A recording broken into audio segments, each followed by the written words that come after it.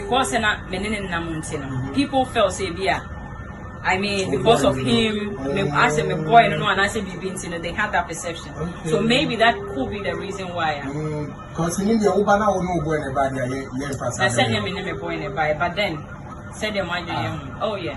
No boy in a buy. But John Nkansah, I'm boy. On your boy, on your kuno. Yeah. Freeman, I got you sharp, right? Ibra, Ibra. Ibra. Do you know do you know something? I wouldn't really dive into it so much, but the little I would say is, Kojo Nkansah was strictly one woman. They were talent. And what family say, let's work together. It had nothing to do with relationship. Really? And Ghanaian perception is say, Obani Bemanama definitely no. Exactly. Recently, Oposte the family. Yeah.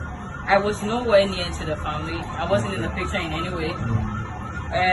Wawutu, I can ex-wife and manama. And Yemina me was Uncle.